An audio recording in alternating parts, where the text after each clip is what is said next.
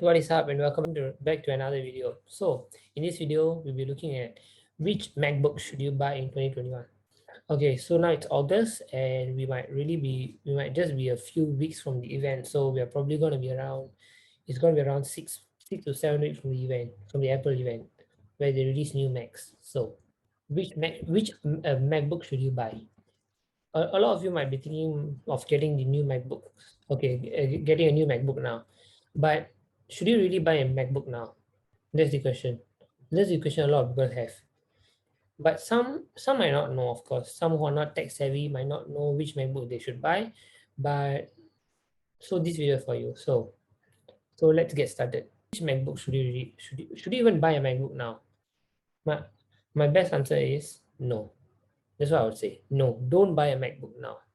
Because we are just a few weeks from the event and Apple might release a new MacBook this fall. So we might never know when a MacBook is releasing. But if you're really close to an event, I recommend not buying. But if you really need a MacBook now and you're gonna get it, you're gonna get the M1 MacBook, then let's get started into the video and see which MacBook should you buy if you're gonna buy a MacBook now. So let's get started. So with the Apple website now. So let's go to the MacBook Air. Okay, so we have two MacBooks in stock right now. So okay, I'm not Apple sales person, but yeah, I know, I'm just saying. So there's two MacBooks, so MacBook Air and MacBook Pro. So which one should you buy? So now let's take a look at the MacBook Air. So let's click buy now, and so there's three color options for the MacBook Air. There's the space gray, the gold, and the silver. So which MacBook is the right one for me? Should I get the MacBook Pro or the MacBook Air? So let's see. So if you're someone who's on very basic tasks, like you just use a MacBook just to browse the web, it's for your school homework or it's for your university homework, you're going to bring it outside, or then you're just going to use it for basic Word stuff, Word typing, Word documents, Microsoft Office and stuff, then I recommend you going for the M1 MacBook Air. The M1 MacBook Air is very power efficient and it works way beyond the MacBook Air's capabilities. So, and of course, there's all the technical specifications is the same except for the M1 chip. So we're not going to take much of time on the technical specifications. So we're going to select this. So let's see. So the design and everything is the same. So let's see. Okay, so now you're confirmed on getting the MacBook Air. Let's say. So and you're thinking which MacBook Air should I get? So there's a lot of types. So there's 8 GB RAM, 16 GB RAM. So for me, I recommend you getting the 8 GB RAM for the MacBook Air because MacBook Air is normally meant for basic stuff, basic workflow. 8 GB RAM is more than enough and you're good to go. There's not going to be any problems because I was using the Intel 8 GB MacBook Air last time, but and it was really good for workflow. But now it's the M1, so it's definitely going to be way better. So 8 GB RAM is really good. 16 GB RAM for me, I don't recommend getting the 16 GB RAM for the MacBook Air because MacBook Air isn't really much of a stuff. But yeah, if you're someone who just Word documents, okay, for example, you're not someone who really needs a MacBook Pro. Okay, so who should get the MacBook Air 16 GB RAM, right? So you're someone who has a lot of Word documents going around and you're gonna really workflow, but a lot of workflow and you don't want your system to lag. And like I said, the 16 GB RAM is gonna work better than the 8 GB RAM, but 8 GB RAM is good for most people. So I should get the 8 GB. So for those of you thinking, okay, I'm gonna get 8 GB RAM. So you might also want to think maybe I should get 16 GB, and you're confused. So 16 GB RAM is mostly for you're gonna multitask. You're gonna open YouTube and you're gonna play some music, and the other side you're gonna do your workflow, and you really want it to be really very smooth. 16 GB RAM is the one for you. Yeah. So 16 GB RAM on MacBook Air is usually just for non-laggy functions. So so no matter what you do, you want your MacBook to be smooth. You don't want it to be lagging here and there. There's some lagging, there's some buffering here and there, rendering, that kind of stuff. So if you're someone who wants everything to be smooth, 16 GB RAM is the one for you. And look at the price, it's 1,749. So $300 extra, of course. And yeah, so if you're someone, so the RAM, I have explained about the RAM now. So now moving on to the storage. Should you get a higher storage for your Mac? Like I always say in my other videos about Macs, never get a MacBook with a high storage. Just get a basic 256 gigabytes, that would do. Never go for the high version. So here, 512 gigabytes is $300 extra, right? So, but if you're gonna buy a SSD or a HDD, even better, that's gonna be cheaper.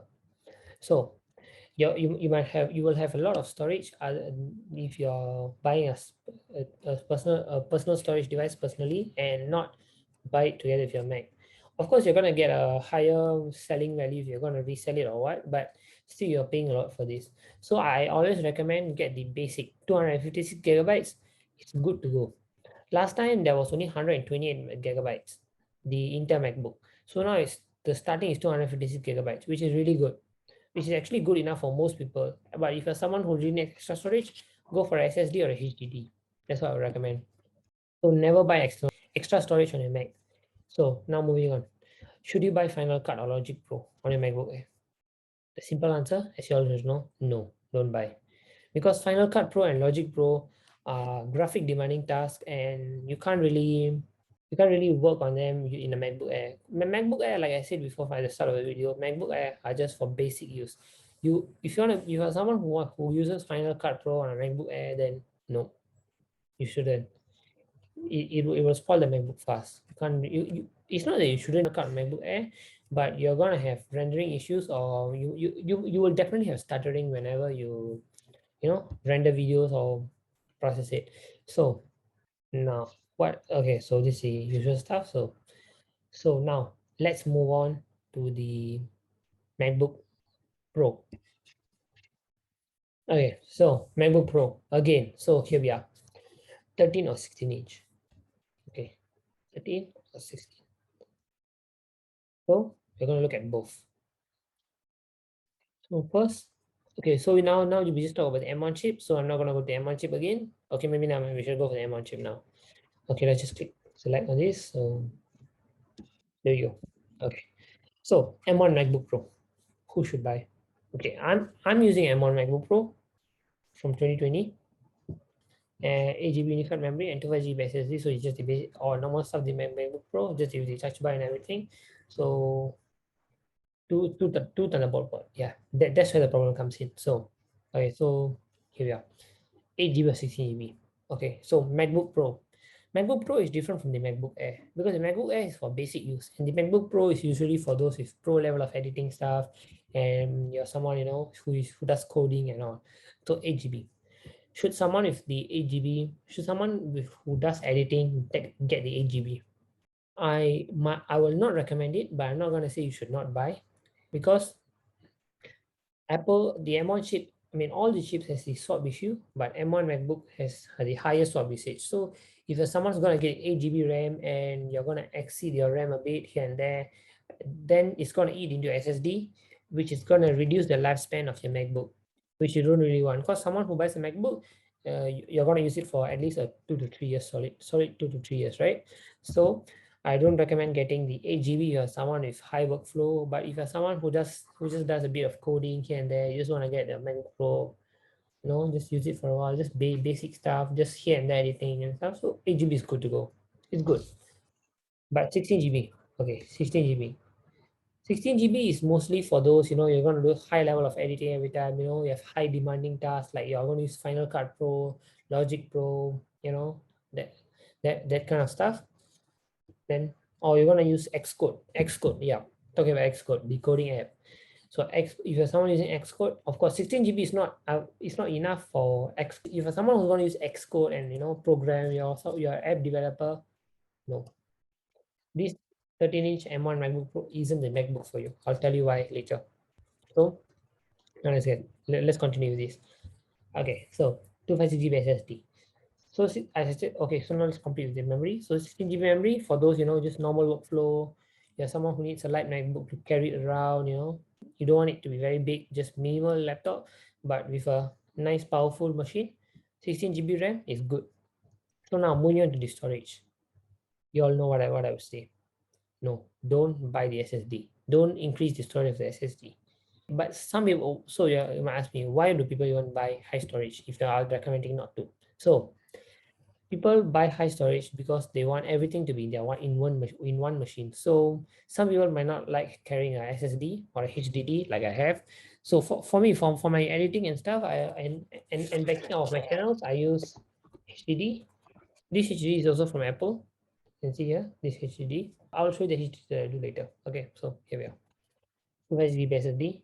So as I said, 512 GB SSD. Okay, you're someone who you save stuff on your computer, you don't want to carry. So I really don't recommend getting high storage at all, but if it's up to your preference, of course. 2 GB SSD is good to go. And the Magic Keyboard, of course, there's a lot of types of Magic Keyboard. You can see here, so you can choose which keyboard you want. So, and okay, Final Cut or Logic Pro. Nothing is simple. It depends on your workflow and what you really need. Okay, so that is it. So now let's move on to the 16-inch MacBook Pro. Here, so now let's click buy. So there's two types of MacBook Pro. See? Yeah. So two MacBook 16-inch, right? So who should really get the 16-inch MacBook Pro? Or should you even buy a 16-inch MacBook Pro now? If you're gonna buy a 16-inch MacBook Pro, I recommend you waiting. I don't recommend you buying this MacBook Pro at all.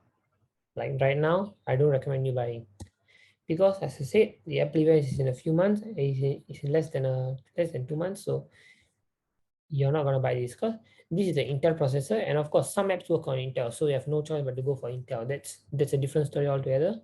So that's not we're not going to talk about it here. So but if you're someone who has like I said before, native apps, use native apps like native Apple apps, Final Cut, Logic Pro, Xcode and stuff. So I recommend you wait till the M1 16-inch MacBook Pro comes out and buy.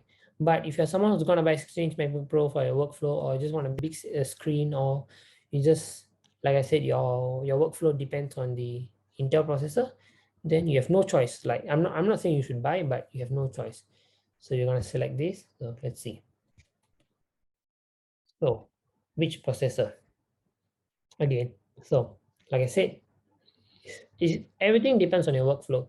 So like let's say, and let me tell you, all the apps are now, we're trying very hard to integrate into M1 chips. So the app that you might using might soon be on the M1 on the Apple processor.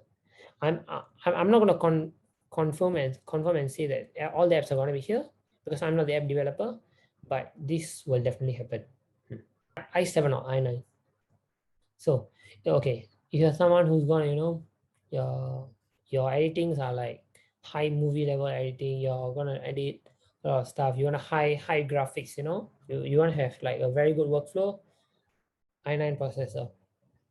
Because if the i9 processor, it's, you see, the i9 processor, it's processing speed is fast, you have high rendering speeds, but I would say the i7 is quite good, but okay, I don't really recommend the i7. The i7 is quite, it's quite old, but i9 is a solid machine, and I'm sure it will last you close to up to 5 to 6 years. So now RAM. See, a lot of you might be thinking, I would say the 16 GB is a good RAM, but no, I don't recommend 16 GB of RAM for a 15-inch MacBook Pro. For a 16-inch MacBook Pro, sorry. So why? As you can see, i9 processor. So as the processor increases, you're going to definitely use it for a higher workflow. So sometimes 16 GB of RAM might be a bit underpowered. So it might be a bit lesser for a MacBook Pro of this size. So if you're getting the i9 processor, example, you're getting the i9 processor, I recommend going for the 32 GB of RAM. Okay, 64 GB is a bit too high, and we're gonna mostly rather than buying a 64 GB MacBook Pro, I recommend just going for the Mac Pro, Yeah, so 32 GB of RAM is good. And now moving on to the graphics. Okay, graphics. So let's see what graphics option is good for you. Okay, so if you're someone who want a high level of graphics on a MacBook, you want your Final Cut, your Logic Pro, or your Xcode, or everything to work together, to work nice and well. I recommend going for the Radeon Pro 5500M with 8 GB of GDDR6 RAM. But so you might be thinking I would recommend you find the last one, the highest end, but no, I don't. This is for those you want a high level of editing. You're always at your studio. You're always at your place where if even if the charge runs out, you're just gonna plug it in and use. But you just want a high good workflow. This graphic is the one for you. But if you're someone who looks for power efficiency, you want your MacBook to last long. You want it to be really good, last long as in the battery life to last long. But at the same time, you want you like if you're someone who's willing to give up a bit of performance for a higher battery life, go for this. Okay, so why? Like I said before, this is a power efficient graphics card. So this will definitely give you a higher battery life and higher usage. But of course, everything has a price to pay. You have to give up performance for battery life, like I said. But if you're someone like if you're always near to a power socket, or you have your power bank with you every time you go, like a power bank for MacBook, I'm not talking about the normal power bank for phones, the power bank for MacBooks, the big ones. So you always carry it around with you. Sure, performance over battery life. I'm someone who gives up battery life for performance. If you're someone like me, then of course this one for you. But if you're someone whose battery life is very important, you want to have a long lasting, and you're willing to give up a bit of performance, say this. Okay. So now moving on, storage. So now here we don't have a choice. You're someone who don't really need 512 GB SSD. Like you're someone like me, use a HDD or a SSD. You paid for a HDD or a SSD, but you're gonna get a 16-inch, then do bad. You have to get the 512 GB SSD. This is really bad. Like I just feel like they should at least include these 256 gigabyte options, so that you can choose from it. But sadly, there's only 512 gigabyte version. And of course, storage as usual, I don't recommend. I don't recommend at all. Like 8 TB of SSD is $3,600. That's how expensive it is. And yeah, Final Cut Pro, Logic Pro always depends on your personal preference. So yeah, I've given you guys a like an overview or I've cleared some of your doubts on MacBooks. I hope you guys like this video. I'm not a MacBook expert. I don't open up MacBooks and use see them, or I try out performance on them. I personally have never used a 16 GB MacBook Pro. I'm not gonna lie, I've never used it. But I mean, of course, I've used it at Apple stores. I've tried, using it and going around. But based on my research and stuff, I hope I have clarified your doubts. But if you have any other comments, or if I've said something wrong, or if I'm wrong in some part of this video, please do tell it in the comments. I'm always ready to get your feedbacks. So that is it for this video, guys. I hope some of your doubts has been cleared over this MacBook, which MacBook you should buy, or should you buy or not buy a MacBook, that kind of stuff. You're already confused. I hope I have clarified your doubts. So that is it for this video, guys. I hope you guys liked it. If you guys liked it, do click the like button and do remember to subscribe for more videos like this. I'll see you guys in the next video, and bye bye.